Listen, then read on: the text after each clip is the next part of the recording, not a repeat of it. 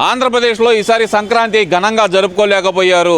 కూటమి ప్రభుత్వం వచ్చిన తర్వాత ప్రజలందరూ సంతోషంగా లేరు, విచారంగా ఉన్నారనేది వైఎస్ఆర్సీపీ నాయకుల వాదన. ఇందులో ఎంతవరకు కరెక్ట్ ఉందనుకోవచ్చు అంటారు? కరెక్ట్ ఉందని ఎలా అనుకుంటారు మీరు? అంతా ఫేక్ అయితే నిన్నటి వరకు కాదు, రేపటి వరకు కూడా సంక్రాంతి సంబరాలు జరుగుతూనే ఉన్నాయి.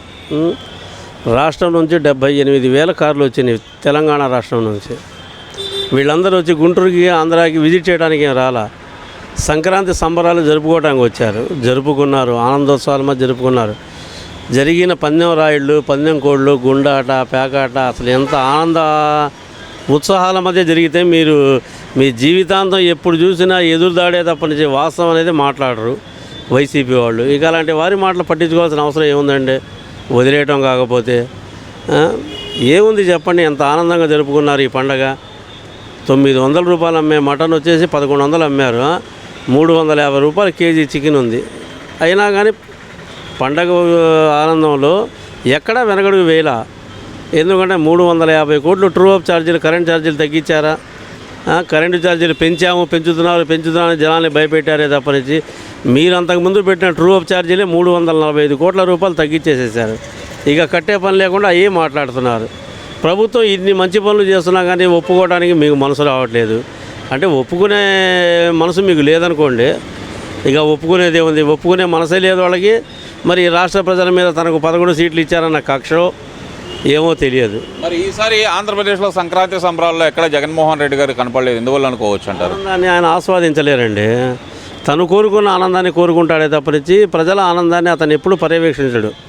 దాంట్లో ఏ కాడికి ఏంటంటే ఎక్కడో ఒక చోట ఎదుగుతూనే ఉంటాడు, కోడిగుడ్డు మీద వెంట్రుకలు లాగుతూ ఉంటాడు చూసారా, అట్లాగా అతనికి ఇక్కడ జరిగే ఈ ఆనందోత్సవాలు, ఇవన్నీ ఉత్సవాలు చూస్తుంటే కృష్ణా జిల్లా కానీ తూర్పుగోదావరి జిల్లాలో కానీ జరిగే సంక్రాంతి సంబరాలు చూస్తుంటే ఈసారి జిల్లాల వారీగా కూడా చేశారు.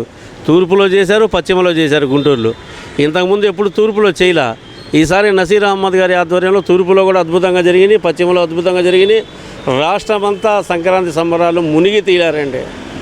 ఈ ఒక మన ఆంధ్ర రాష్ట్రమే కాదు, తెలంగాణ రాష్ట్ర ప్రజలు కూడా ఇక్కడికి వచ్చి వాళ్ళ ఆనందాన్ని పంచుకొని ఆనందాన్ని ఎంజాయ్ చేస్తా వెళ్ళిపోయారు సార్. ఇంత ఆనందోత్సవాల మధ్య జరగడం ఇది 2వ సంవత్సరం. కూటమి ప్రభుత్వం వచ్చిన మొదటి సంవత్సరంలో ఒకసారి జరిగింది, ఇప్పుడు మళ్ళీ 2వసారి జరిగింది. భవిష్యత్తులో ఇక అంతా రాష్ట్రం మొత్తం ఆనందమేనండి. ఎందుకంటే ఎటువంటి ప్రాజెక్టులు వస్తున్నాయి, ఎటువంటి ఇది జరుగుతుందో మీరు చూస్తున్నారు. ప్రగతి, కూటమి ప్రభుత్వం అంటేనే ప్రగతి అండి. దీనికి బలం నరేంద్ర మోడీ గారు. ఆయన వీళ్లతో సపోర్టుగా ఉన్నంతవరకు మహాకూటమి మహా అద్భుతాలే చూపించుద్ది, అందులో అనుమానమే లేదు. ఇక్కడ ఇదంతా ఒకెత్తి అయితే కనుక అంబటి రాంబాబు గారు మళ్ళీ అవును నేను సంబరాల రాంబాబునే, నా పేరు నేను సార్థకం చేసుకుంటాను అంటూ చంద్రబాబు నాయుడు గారి మీద సెటైరికల్గా ఒక వీడియో అయితే రిలీజ్ చేశారు. మరి దాన్ని ఎలా చూడాలంటారు? అతను తన పై నాయకుడి దగ్గర మెప్పు పొందడం కోసం ఒక చంద్రబాబు నాయుడు గారి మీద ఒక పాట రాయించుకొని, మీరు గమనించారు లేదు, ఈసారి ఎప్పుడన్నా వెళ్ళినప్పుడు గమనించండి, జబర్దస్త్లో జడ్జిమెంట్ ఇవ్వడం కోసం జడ్జీలకు కొద్ది కొరతగా ఉంది. అంతకుముందు నాగబాబు గారు, రోజా గారు ఉండేవారు. వీళ్ళ తర్వాత తక్కువ మంది మినీ క్యారెక్టర్ హీరోలు వస్తున్నారు, ఒకరోజు 2 రోజులు చూసిపోతున్నారు. ఇప్పుడు జబర్దస్త్కి అప్లికేషన్ పెట్టుకున్నారని విన్నాను సార్, అంబటి రాంబాబు గారు. జబర్దస్త్ అంటే స్టేజీ మీద జడ్జీలు కూడా వెళ్ళి ఒక్కోసారి పాటలకు ఎంజాయ్ చేస్తారు. ఇలా కాదు ఇలా వేయాలి, ఇలా కాదు ఇలా వేయాలని. ఎందుకంటే ఈయన జబర్దస్త్ నాయకుడు కదా. వాళ్ళ రోజా గారు కానీ అంబటి రాంబాబు గారు కానీ రోజా తరఫున ఒక సపోర్ట్ తీసుకొని వాళ్ళిద్దరి మధ్య ఒక పార్టీ పరమైన అభిమానం ఉంది. ఆ పార్టీ మా పార్టీ ఎమ్మెల్యేగా మంత్రిగా పనిచేసిన నాయుడు గారు ఉన్నారు, అంబటి రాంబాబు గారు. వారిని కూడా జబర్దస్త్లు చేర్చుకోండి అని చెప్పి రోజా గారు ఒక సిఫార్సు లేఖ ఇస్తారు. ఆ సిఫార్సు లేఖతో ఆయన కూడా జబర్దస్త్లో చేరి తనకు వచ్చిన నృత్య రీతులు మొత్తాన్ని ప్రేక్షకుల్ని, ఆంధ్ర రాష్ట్ర ప్రజల్ని ఉర్రూతలూగించి ఎటువంటి డ్యాన్సులు చూస్తామంటే మనం జబర్దస్త్లో స్కిట్స్ కన్నా కూడా ఒకవేళ రాంబాబు గారు వెళ్తే వారి హావభావాలు అసలు వారిని ఈసారి జబర్దస్త్ ఇంకో 12 ఏళ్ళ వరకు తిరుగులేదు సార్. రాంబాబు గారు కనుక జబర్దస్త్ టీంలోకి వెళితే ఇంకో పుష్కరాల వరకు జబర్దస్త్ సీరియల్ నడుస్తూనే ఉంటుంది. ఎందుకంటే టాలెంట్ని వెతుకు పట్టుకోవాలి. అంబటి రాంబాబు గారిలో మంచి టాలెంట్ ఉంది, డ్యాన్స్ స్పిరిట్ ఉంది, చలోక్తులు వేస్తాడు, చక్కగా అబద్ధాన్ని నిజం చేస్తాడు, స్క్రిప్ట్ బాగోలేకపోయినా కానీ వాళ్ళని ఉత్తేజపరుస్తాడు. ఇన్ని రకాల సద్గుణాలు కలిగిన నాయకుడు ఎవరైనా ఉన్నారు అంటే సత్తెనపల్లి మాజీ ఎమ్మెల్యే అంబటి రాంబాబు గారే. ఎందుకంటే సత్తెనపల్లిలో ఆయన చేసే స్కిట్స్ ఏమీ లేవు, అయిపోయినాయి. ఒక 5 సంవత్సరాలు చూసేటికి ఈయన స్కిట్స్కి ఈయన దెబ్బకి ఏం చేశారంటే పంపించేశారు. వద్దులేండి సార్, మా వల్ల కాదు, మేము తట్టుకోలేకపోతున్నాం, టీవీలో అంటే ఏముంది, వస్తే కట్ చేస్తాం, లేకపోతే వేరే ఛానల్కి వెళ్తాం, ఇదంటే డైరెక్ట్ రిలే అయిపోయింది, వద్దు సార్ అన్నారు. అందుకని ఈయన ఏం చేశారంటే ఇప్పుడు జబర్దస్త్కి అప్లికేషన్ పెట్టుకున్నారని విన్నాను. దానికి శాంపిల్గానే నారా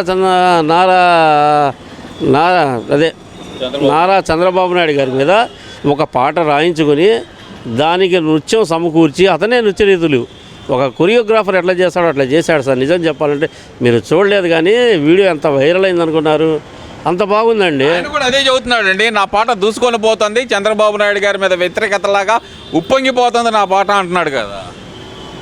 ఇప్పుడు సెల్ ఫోన్లు ఉంటాయి కదా సార్, పెద్ద సెల్ ఫోన్లు, టచ్ ఫోన్లు అవన్నీ ఉంటాయిగా, దాంట్లో ఏ రోజుకి ఆ రోజు ఒకరోజు ఉంటుంది, ఏంటంటే స్టేటసా, అవును, ఒకరోజు ఉంటే 2 రోజులు వెళ్ళిపోయింది కదా. ఈ స్టేటస్ కూడా ఎట్లాంటిదంటే జనాలు నవ్వుకోవడానికి ఖాళీగా కూర్చొని టీ తాగినప్పుడు స్టేటస్ అట్లా కొట్టుకుంటుంటారు.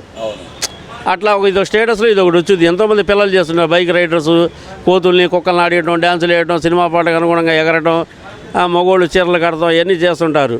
అటువంటి స్కిట్స్లో ఇది ఒక భాగం. రాష్ట్రం అంతా ఏంటంటే అసలు ఇంత ఎదవనాయుడు అని అనిపించుకుంటున్నారు జనాల చేత. అంతే తప్పనించి ఒక పరువు గల నాయకుడు, ప్రజాస్వామ్యంలో ఉన్న వ్యక్తి ఇటువంటి చిల్లర చేష్టాలు చేస్తే చిల్లర నాయకుడు అంటారే కానీ అతని నాయకుడు అని ఎవరు అనరు. దీన్ని అతను గుర్తుపెట్టుకోవాలి. జబర్దస్త్లో అవకాశం దొరికితే వెళ్ళిపోవచ్చు, దాన్ని ఏముందో టాలెంట్ ఎప్పుడు వస్తాయి సార్ వాళ్ళు కూడా, ఈటీవీ వాళ్ళు. ఆ టాలెంట్ నీలో ఉంది అనుకో, తప్పకుండా పిలుస్తారు, స్టేజ్ ఎక్కిస్తారు. నువ్వు ఎక్కడో చోట మంచి స్కిట్స్ తీసుకుని నువ్వు టీమ్ లీడర్ అవ్వచ్చు, వారం సంపాదించుకోవచ్చు. అంటారా వేరే ఆప్షన్ లేవుగా సార్. ఈయనకు వచ్చి రోడ్డు మీద చిన్న వ్యాపారాలు పెద్ద వ్యాపారాలు చేసేది కాదు కదా.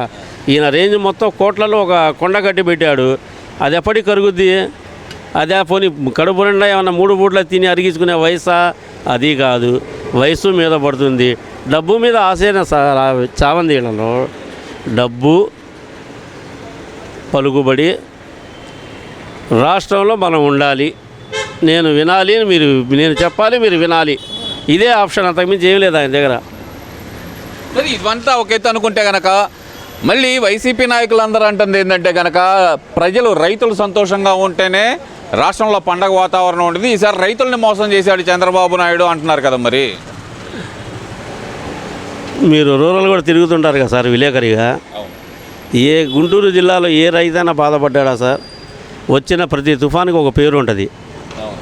ఆ తుఫానికి వచ్చిన నష్టం, కష్టం సెంట్రల్ గవర్నమెంట్ నుంచి ప్రతినిధులు వస్తారు, గమనించి నష్టం అంచనా వేస్తారు. రాష్ట్ర ప్రభుత్వానికి 3 నెలల్లోపు 90 రోజుల్లోపు దానికి ఒక టార్గెట్ ఉంటుంది.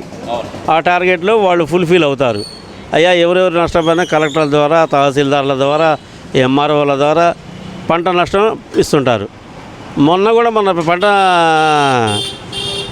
ఇదేసినట్టున్నారు, మీరు గమనించారో లేదు. రైతు భరోసా కింద 20,000 రూపాయలకి మిగిలిన 8,000 కూడా 4,000, 6,000 వేశారు సార్. ఇక నీకు ఏ రైతు బాధపడ్డాడు? ఎవరైనా అకౌంట్లో 100 రూపాయలు అదనంగా జమ అయితేనే ఎంత ఆనందపడతాడే. 20,000 3 విడతల్లో మీ ఖాతాలో జమ అవుతుంటే మీరు మరి ఎందుకంత నిరుత్సాహంగా మాట్లాడుతున్నారు రైతుల్ని? అసలు విషయం ఏంటంటే ఒకటేనండి, జగన్ అనుకో వైసీపీ పార్టీ వారికి ఈ రాష్ట్ర ప్రజల మీద అక్కసు, కోపం, ఒక రకమైన ద్వేషం, ఒక రకమైన ప్రేమ. ఆ ప్రేమ ఏంటంటే తిరిగి మీ ఓట్లు మాకు కావాలన్నది.